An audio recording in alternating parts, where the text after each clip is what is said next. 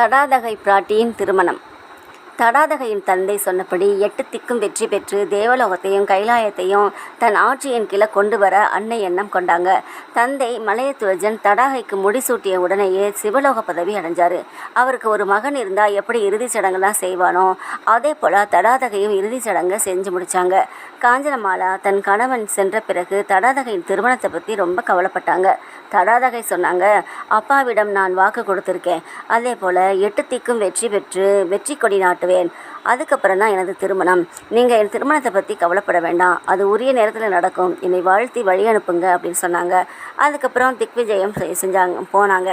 திக்விஜயம் அப்படின்னு சொன்னால் எல்லா திசைகளுக்கும் சென்று எல்லா நாடுகளுடன் போரிட்டு வெற்றி பெற்று அந்த நாட்டை தனது ஆட்சியின் கீழே கொண்டு வர்றதாம். அதற்காக யானைப்படை, குதிரைப்படை, தேர்ப்படை, தரைப்படை அப்படின்னு 4 வகை படைகளையும் திரட்டி கொண்டு சுமதி என்ற அமைச்சரோடையும் மற்ற அமைச்சர்களோடையும் போருக்கு போனாங்க.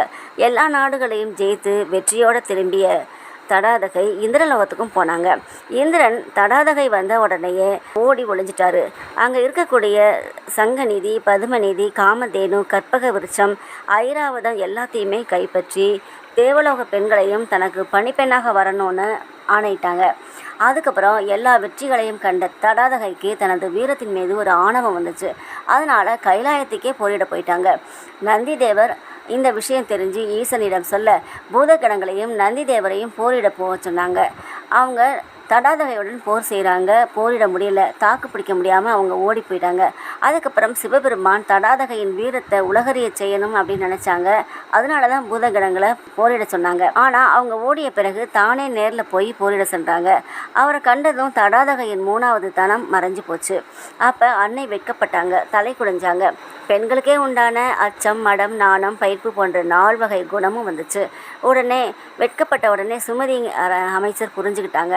மலையத்துவஜன் தன்னிடம் மட்டுமே சொன்ன அந்த ரகசியத்தையும் அன்னையிடம் சொல்ல அவங்க இன்னும் அதிகமாக வெட்கப்பட்டு தலைகுனிய. அப்போ சிவபெருமான் சொன்னார், நீ திக்விஜயம் செய்ய தொடங்கிய அன்றே நாங்களும் உன் கூட தொடர்ந்து வந்தோம். நீ இப்போது மதுராபுரிக்கு போ. நான் திங்கட்கிழமை நல்ல முகூர்த்த நேரத்தில் வேத நெறிப்படி உன்னை திருமணம் செய்து கொள்கிறேன் அப்படின்னு சொன்னார். அப்புறம் தடாதகை கைலாயத்திலிருந்து வந்து தன் தாயிட்ட நடந்ததெல்லாம் சொன்னாங்க. திக்விஜயம் வெற்றி கொண்ட தடாதகையை பார்த்து, இந்த உலகத்தையே காக்கும் கைலாயநாதனையே வெற்றி கொண்டாயா அப்படின்னு சொல்லி சந்தோஷப்பட்டாங்க. அதுக்கப்புறம் காஞ்சனமாலையும் அமைச்சர் சுமதியும் திருமண ஓலையை உற்றார், உறவினர், அமைச்சர்கள், அண்டை நாட்டு அரசர்களுக்கும் அனுப்பி வச்சாங்க.